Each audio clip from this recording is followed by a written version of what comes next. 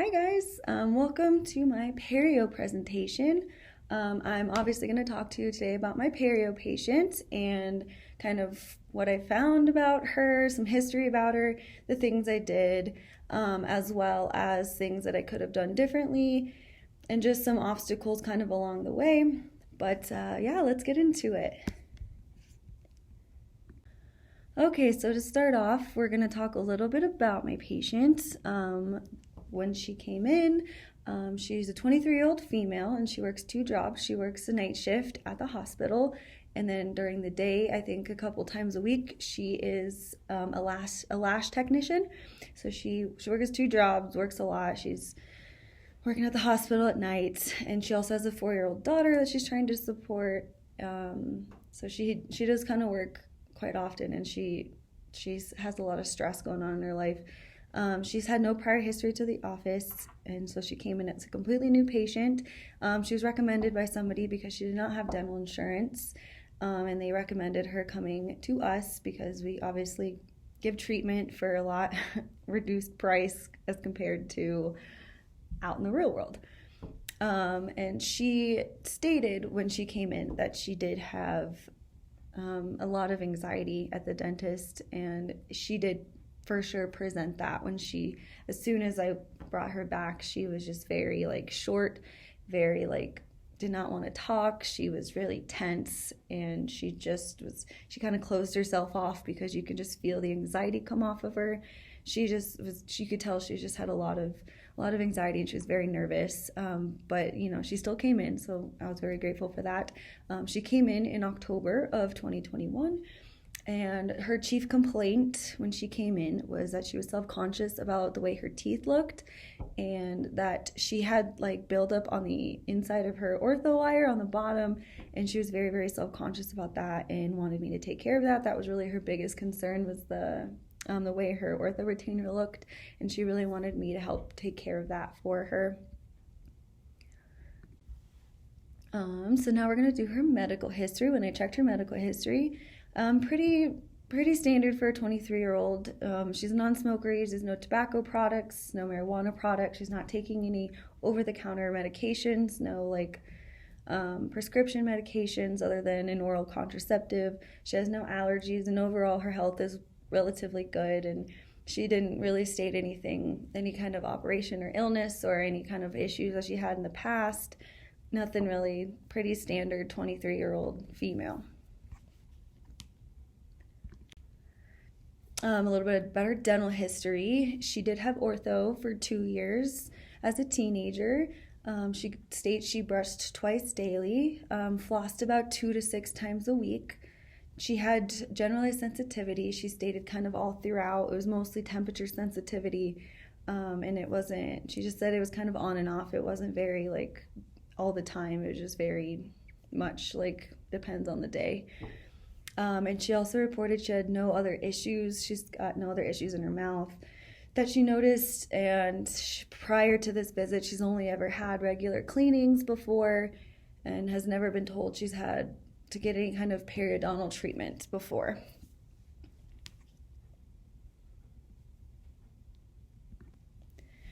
So during her EI examination, her extraoral looked really good. She didn't have anything abnormal that I could find. Intraorally, her tissue was very, very red, very, very irritated. It was very erythematous and smooth. It was so irritated, and it would bleed just by looking at it. It looked so painful and sore, and I could tell that she was sore. And I was kind of poking around in there. She was white knuckled. Her tissue was very inflamed. And she did also have quite a bit of spots of bleeding, and she had moderate to heavy calculus buildup, especially obviously on that sextant 5 area. Localized recession, a lot of it was in sextant 5 and kind of in her molar areas. Staining was pretty light staining. It wasn't super heavy. She had pretty white teeth, not a lot of extrinsic staining or anything. And like I said before, she had extreme anxiety. She was very tense. She was very short. She was very closed off. She was just uncomfortable.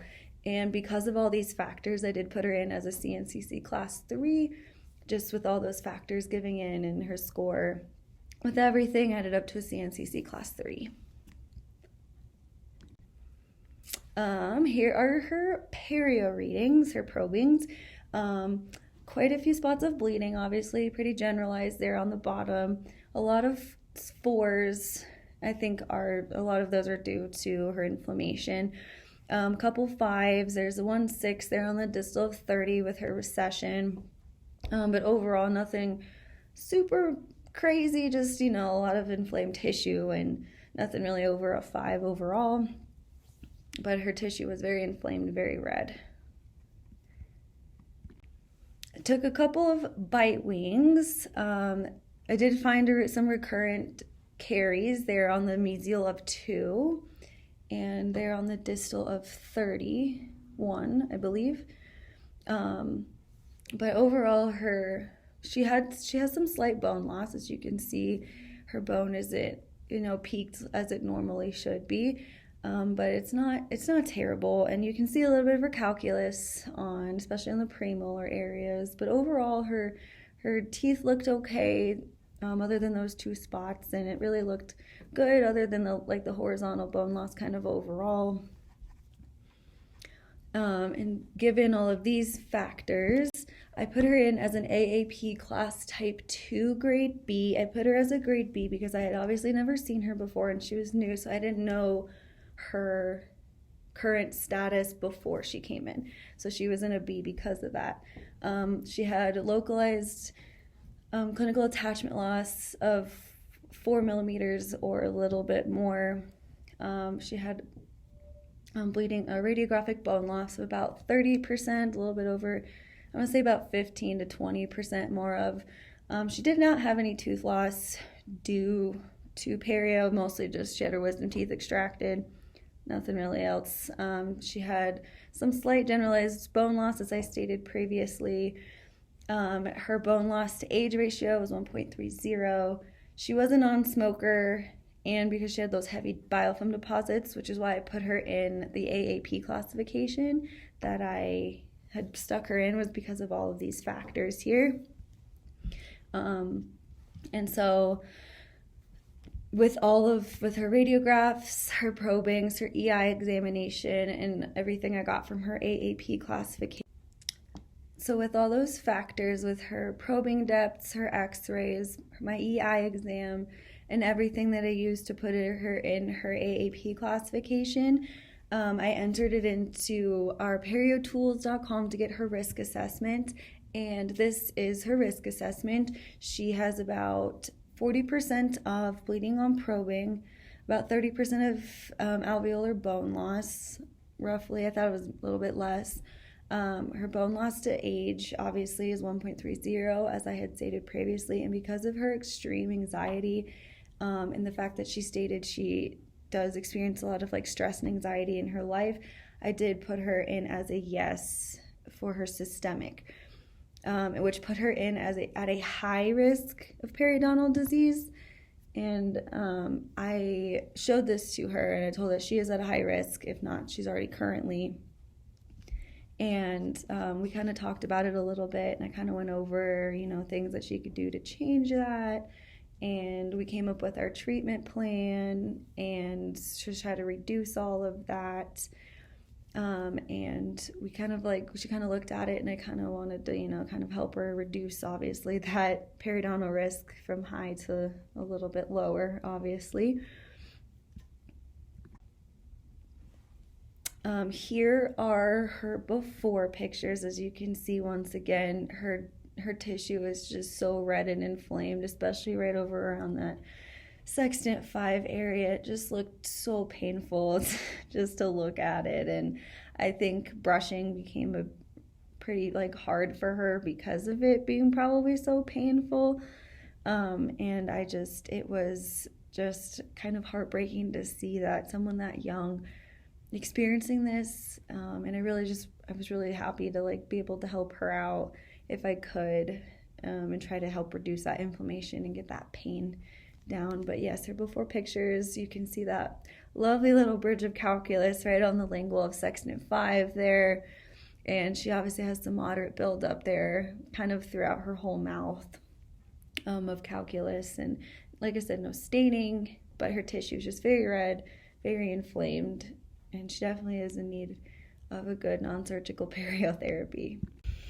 In regards to her dental charting, like I said, she didn't lose any teeth due to perio disease in the past, just her wisdom teeth. She's had very few restorations in her lifetime, especially on her permanent teeth, pretty much on her molar areas, but nothing else really. And then other than those 2 little decayed spots, she looked pretty good overall on her dental charting. So we came up with a treatment plan for her after speaking with her with everything, telling her her risk and telling her kind of what she needs. I did decide to do non-surgical periotherapy on all 4 quads in 4 separate appointments using an ultrasonic and hand scalers. Obviously with local anesthetic, appropriate for each section, using lidocaine with 1 in 100,000 epi. As well as LAPT after each treatment with the diode laser. For OHI, I really wanted to focus, obviously, something different each time.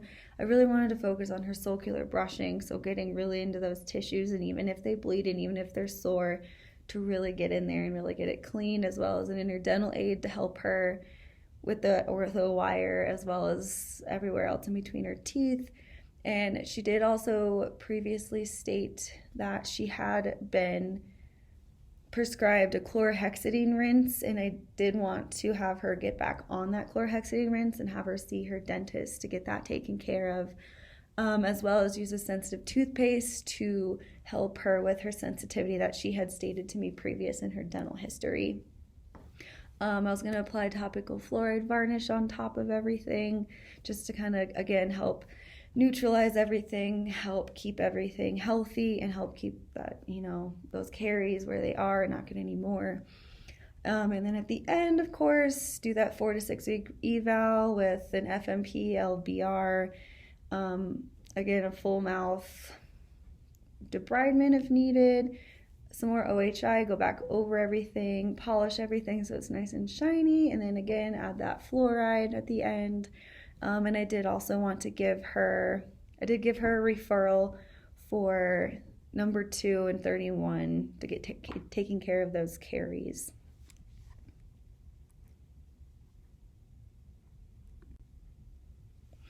My treatment goals for this whole process was to get her bleeding down to less than 30%. I think it was about 40% before, and I wanted to get it down to less than 30%, hopefully more than 30%. But we're going with 30% just, because it's a good goal. I didn't want to overshoot. I also wanted to get her down to a CNCC class 2, and again, reducing her biofilm, reducing her bleeding, I can try to reduce her anxiety as best I could, and I kind of did a little bit, but getting her getting her some nitrous, reducing that to get her back into a CNCC class 2, I think I really wanted to get that goal to get her back up. And I wanted to get her tissue back to normal, nice and pink tissue, nice and tight tissue. It was loose, and just I wanted to get back to that generalized, nice pink, healthy tissue. I also wanted to get her probing depths down a little bit, because I think once that inflammation goes away, her probing depths will also reduce after that inflammation goes down. And I wanted to get, obviously, those decayed areas treated by a dentist. I did send her a referral, as well as sent x-rays off to the office. And I also just overall wanted to stop the disease progression and help her with her home care to help with that. Some considerations that I took before this. The patient does, obviously, again, she has a lot of dental anxiety, so I'm trying to reduce that anxiety for her so she's more prone to come back, she's more comfortable, and that'll also help reduce that inflammation, reduce her pain, just kind of help improve her visit overall. And I kind of suggested her to come in on Thursdays to get nitrous. Obviously, the first time she came in, we didn't get nitrous, and that made a huge difference as soon as she did get the nitrous.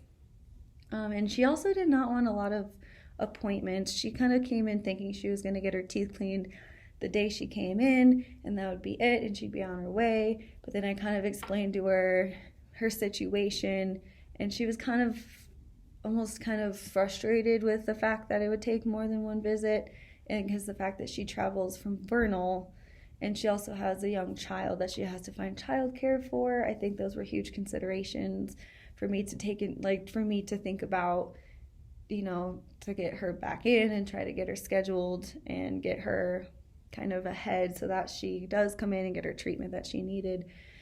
And because she is under high levels of stress, I just kind of wanted to make this a safe place for her, a nice calm place so that she doesn't have to stress so much. And like I had said previously, that the stress also increases her pain level. And I think pain is a big factor for her because she does have that dental anxiety, and a lot of it has to do with money, and pain is kind of a big motivator for her. So the treatment that I had completed on her first visit was the upper right. I did, after her first visit, she got a full EI, and then she came back in to get her upper right done. I did an EI update. The tissue hasn't changed because I obviously didn't change anything about her tissue. I did perform non-surgical perio therapy on the upper right with a PSA, IO, and GP as her anesthetic. She was okay with the anesthetic. She was like, the number the better. That kind of helped her reduce a little bit, as well as kind of keep her comfortable. I did do LAPT as well on the upper right, and that helped reduce that inflammation, reduce the bacteria. Also helped with her sensitivity after she wasn't as sore. And for our OHI, I did go over circular brushing with her. I demoed it with her, and she demoed it back, and she did state that it wasn't comfortable for her, and I kept telling her the more she did it, the more comfortable it's going to be, and the bleeding will go down as well as the pain will go down. But I just kept telling her to be diligent with it and to continue with it, because then it'll start to get progressively better. She did understand, and she was able to demo back to me what I had discussed with her. And I also did recommend that she does get on her chlorhexidine rinse again, and get her doctor to prescribe that to her once again. And then I did place the 5% sodium fluoride varnish, just to kind of keep that area healthy and keep that decay from getting any worse or getting new decay, as well as kind of help with any sensitivity that she gets after treatment. The second visit that she came in, I did the lower right with an EI update, and the right side actually looked the upper right looked significantly better. She was very proud to show me her brushing when she came back in, and she was so excited to show me that all the progress that she's done. And so it kind of made me feel good knowing that she was proud of what she was doing, and I felt that she wanted to help improve her health a little bit. And again, I did non-surgical periotherapy on that lower right. I checked the upper right for anything, cleaned anything up that I needed to, did the non-surgical periotherapy on the lower right. I did an IA and a buccal block with the lidocaine, with 1 in 100,000 epi. I also did LAPT on the lower right. And then for our OHI, we just discussed our previous OHI, which was the circular brushing, and she was excited to show me how her progress is going, so we were able to talk about that. And then I also just discussed that once I have that whole lower done, she can start using proxy brushes underneath that ortho retainer, and that'll help keep everything clean and really reduce that calculus from building up underneath that ortho retainer, as well as kind of throughout her whole mouth. And again, I did place the 5% sodium fluoride varnish, and sent her on her merry way. She was very happy. And then, unfortunately, that is where our treatment ended. I was not able to complete anything on her left side. I was not able to get her back in, which is I'm very, very sad about. So these are what I did not complete. This was the upper left and lower left. I didn't get to do any non-surgical perio therapy with their appropriate injections or LAPT, OHI, and I did not get to do any fluoride varnish, or I didn't really get to see her progression of that right side to see how she was taking care of things and see if the left side had even improved because of her brushing. And I was very, very sad to not be able to finish her. And I really wish that I was able to. And I think some of the reasons why I was not able to get her to return, I did try to contact her multiple times with text messages, calls, and I emailed her a couple times. And she responded to me once and said she'd check her schedule. I never heard back from her, so I tried a couple more times and I got no response. So, and I think some factors for that was because the last treatment that I did on her was right before we went on our holiday break. She was supposed to come in that Friday to get her upper left completed, but her daughter was sick and I asked her if she wanted to reschedule, and she said she would check her schedule and never got back to me. And then we left for our holiday break, which was a very long break. It was about 7 weeks, like between her last visit and when we got back. And I think that was a huge factor into that, because I think that's a long time between one and the other, and she only got half her mouth done. So, and I hope that the reasoning was because it was so long that she had gotten it taken care of somewhere else. And I would hope that that's what she did instead of just leaving it the way it was. And so I think, when I contacted her after each appointment, she was really, really sore on the lower right. And I remember messaging her, seeing how she was feeling, and she said she was very sore and she was in pain. And I kind of told her, you know, that's normal.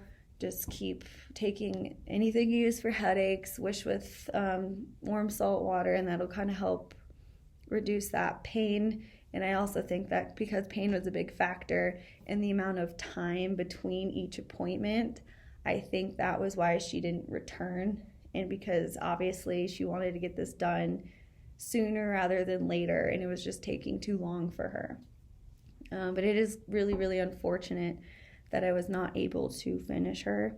And I hope that she got the treatment that she really, really, truly deserved and needed.